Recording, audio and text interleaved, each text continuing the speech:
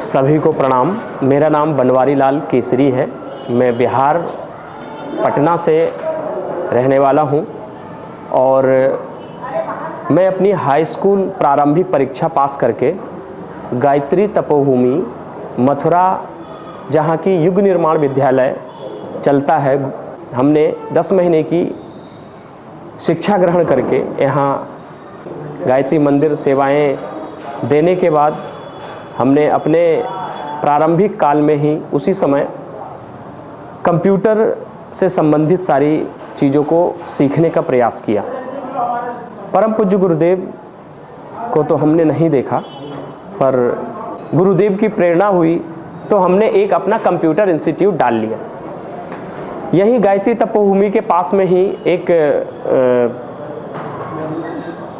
मसानी तिराहा वृंदावन रोड पर ही एक छोटी सी दुकान लेकर हमने स्टार्ट किया।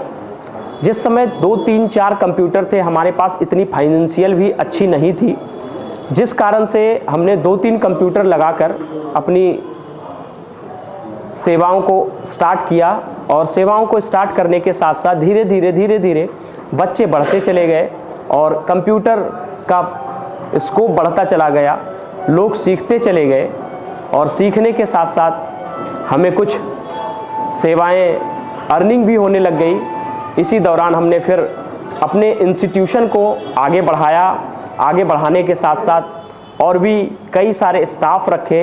स्टाफ रखने के साथ साथ फिर हमने यहाँ और भी कई ऐसी चीज़ें थी जो कि हमें आवश्यकता अनुसार आगे करते रहें। करने के बाद अपने घर मकान भी यहाँ बना लिए हमने। गुरुदेव की प्रेरणा से, गुरुदेव की ऐसी प्रेरणा रही, लोग कहते हैं कि गुरुदेव है नहीं तो क्या होगा, तो हम तो ये कहते हैं कि गुरुदेव नहीं है। हमने तो गुरुदेव की बस किताबों में पढ़ा है और सिर्फ लोगों के कहने से और सुनने से हमें इतना अच्छा लगा और इतना हमें अनुभूति, ऐसी अनुभूति प्राप्त हुई। हम मथुरा में एक युवा मंडल चलाते हैं जो कि शांति कुंज से रजिस्टर्ड है। हमारे ऐसे करीब 10 से 15 भाई हैं। गायत्री माता पूज्य गुरुदेव पंडित श्री राम शर्मा आचार्य, इनके किताबों को पढ़ें और इनके बारे में लोग जानें। इसकी निरंतर प्रयास किया जा रहा है और निरंतर प्रयास कर रहे हैं। पूज्य गुरुदेव का साहित्य तो अवश्य पढ़ें। पूज्य गुरुदेव के साहित्य में ऐसी प्रेरणाएं हैं, ऐसी चीज़ें हैं जो कि आप पढ़ने के बाद प्रफुल्लित हो जाएंगे। जब हम यहाँ तपोभूमि में सेवाएं दे रहे थे उस समय कई ऐसी प्रेरणाएं पूज्य गुरुदेव को, ऐसे हम जब ध्यान में बैठते थे तो उस समय पूज्य गुरुदेव का लगता था कि वास्तव में हमारे सामने बैठे हुए हैं। हम अपनी वाणी को विराम देते हैं और आप सभी को नमस्कार। सादर प्रणाम। मैं नवल सिंह चौहान, परिवाजक गायत्री शक्तिपीठ अलवर से। गायत्री माता के दर्शन करते हैं परम पूज्य गुरुदेव परमण्य माता जी, तो साक्षात ऐसे महसूस होता है जैसे हम साक्षात गायत्री माता के दर्शन कर रहे हैं। विश्व की पहली ये गायत्री माता का मंदिर है, इसके दर्शन करके बहुत कुछ खुशी महसूस होती है, बहुत कुछ लाभ मिलता है। जय गुरुदेव। मैं मुरारी साहू, अमरवाड़ा जिला छिंदवाड़ा मध्य प्रदेश से हूँ। मैं करीब 44-45 साल की उम्र से इस परिवार से जुड़ा हूँ, गायत्री मिशन से। मुझसे पहले मेरी पत्नी इससे जुड़ी हुई थी। घर में गुरुदेव की पत्रिकाएं आती थीं, अखंड ज्योति, युग निर्माण योजना। इनसे मुझे प्रेरणा मिली, पढ़ के गुरुदेव के विचारों से मैं प्रभावित हुआ। और फिर भी मैं सक्रिय नहीं था, केवल साहित्य पढ़ते रहता था।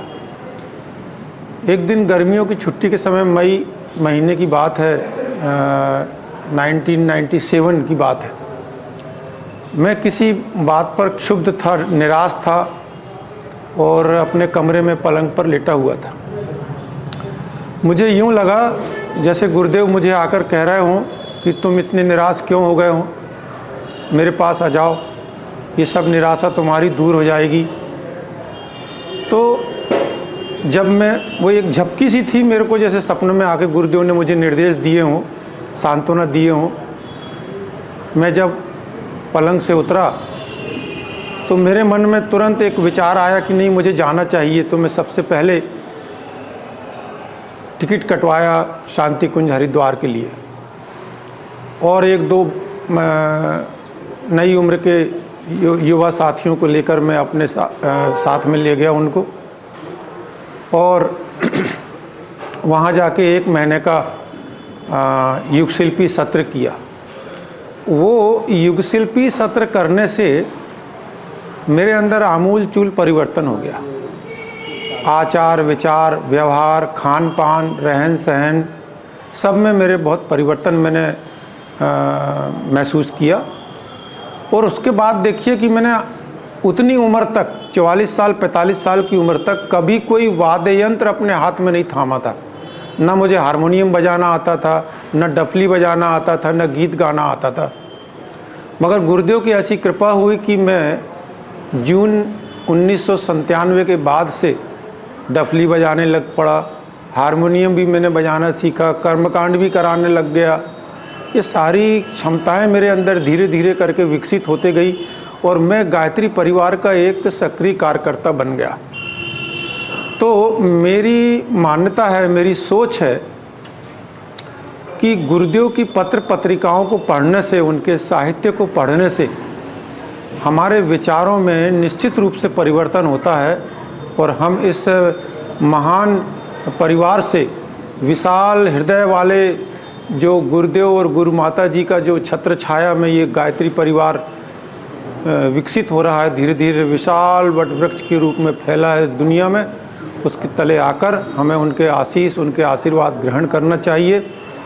और जहाँ तक मेरा अपना यहाँ पर सेवा देने का, मथुरा में आकर प्रश्न जो मैं सेवाएं दे रहा हूँ, तो ये भी गुरुदेव की अंतः प्रेरणा से ही हुआ। मैं 2017 में सेवानिवृत्त हुआ। मैं एक हायर सेकेंडरी स्कूल में, या जूनियर कॉलेज कह लीजिए, इंटर कॉलेज कह लीजिए, उसमें इंग्लिश का लेक्चरर था। प्रिंसिपलशिप भी किया मैंने। और उसके बाद रिटायर होने से पहले ही मैंने यहाँ पत्र भेजकर अपने सेवा दान करने की इच्छा जाहिर की थी। और यहाँ के जो व्यवस्थापक हैं उन्होंने मुझे बुलाया यहाँ, और फिर मैं इस तरह से यहाँ जुड़ा हूँ। मंदिर से गायत्री माँ की सेवा कर रहा हूँ, संस्कार है, यज्ञशाला है, इनमें सब मैं अपनी सेवाएं दे रहा हूँ। और लोगों से भी मैं अपेक्षा करूँगा कि अगर उनके अंदर ऐसी कुछ भावनाएं हैं, इच्छाएं हैं, उनके अंदर क्षमताएं हैं और उसका वो दूसरों के लिए उपयोग करना चाहते हैं, तो वो ज़रूर यहाँ आएँ, गुरुदेव से जुड़ें, गुरु माता जी से जुड़ें और उनके विचारों को आत्मसात करते हुए अपने जीवन को कल्याणकारी मार्ग में ले जाएं। मैं गगन शर्मा, अलवर राजस्थान से। मैं इस समय तपोभूमि मथुरा गायत्री मंदिर पे खड़ा हूँ और मैं गुरुदेव से सन 2013-14 में जुड़ा था। किसी के माध्यम से मुझे गुरुदेव की पुस्तक मिली थी और मैंने उसे पढ़ा और मैं गुरुदेव से जुड़ना मेरी इच्छा हुई। और फिर मैं गुरुदेव से निरंतर ऐसा जुड़ता गया गुरुदेव के विचारों से कि मेरे और उनके विचार बहुत अच्छे मिलने लगे और मैं गुरुदेव के विचारों से बहुत ज़्यादा प्रभावित होने लगा। फिर मैं बिल्कुल भी अपनी लाइफ में, अपने जीवन काल में मैं लोगों से मिलता नहीं था, बोलना चालना मुझे बिल्कुल पसंद नहीं था, मैं बिल्कुल बोल नहीं पाता था। एक अंदर से भय मुझे हमेशा रहता था। परंतु गुरुदेव से जुड़ने के बाद, गुरुदेव के विचारों को पढ़ने के बाद मेरे अंदर निरंतर बदलाव इतना होता गया कि मैं धीरे धीरे अपने अंदर बहुत ज़्यादा बदलाव महसूस करने लगा। मैं लोगों से मिलने लगा, लोगों को जोड़ने की क्षमता मेरे अंदर आ गई और मैं लोगों को गुरुदेव के विचारों से असरदार क्या उनके ऊपर रहने लगे मेरे विचार। फिर मैं धीरे धीरे 20-22 साल की उम्र से ही मैं यज्ञ कराने गया घर घर, और मैंने कई बड़े बड़े लोगों के घर भी यज्ञ कराया।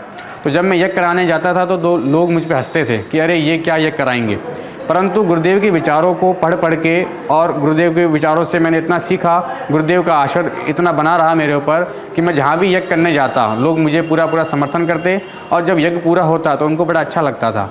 तो मुझे हमेशा ये एहसास रहा कि गुरुदेव हमेशा मेरे आगे मुझे मार्गदर्शन देते हुए चलते जा रहे हैं और आज मैं निरंतर गुरुदेव के सहारे ही अपना जीवन आगे बढ़ा रहा हूँ और जो भी मैं सीख पा रहा हूँ गुरुदेव के विचारों से सीख पा रहा हूँ। मैं हर एक युवा भाई से ये प्रार्थना करूँगा और उन्हें ये कहना चाहूँगा कि आप ज़रूर एक बार गुरुदेव के विचारों से जुड़ें और उन्हें पहचानें। एक बार उनके विचार आप पढ़ें और मैं निश्चित मानता हूँ कि आपकी और गुरुदेव के विचार बिल्कुल मिलेंगे। और आप बिल्कुल सहमत रहेंगे उनके विचार से कि गुरुदेव एक ऐसे ऋषि रहे हैं जो कभी, जिनकी उम्र बढ़ी नहीं है, जो कभी बुजुर्ग नहीं हुए, जो कभी गए नहीं हैं, जो आज भी हमारे बीच में मौजूद हैं अपनी पुस्तकों के माध्यम से, अपने विचार के माध्यम से। तो मैं सभी से प्रार्थना करूंगा आप गुरुदेव से निश्चित रूप से जुड़ें। सबको मेरा प्रणाम। मैं विजय कुमार गुप्ता। सन 97 में गुरुदेव का साहित्य मुझे मिला और उसके माध्यम से जुड़ना हुआ और तब से लगातार गुरुदेव के साहित्य के पीछे प्रति तड़प रही और मन में एक पीड़ा थी कि गुरुदेव का विचार घर घर तक, जन जन तक पहुँचाएँ। तो हमारे यहाँ कार्यकर्ता हरिनारायण अग्रवाल थे, तो उनके माध्यम से साहित्य मिल जाता था। फिर धीरे धीरे मथुरा आना शुरू हुआ।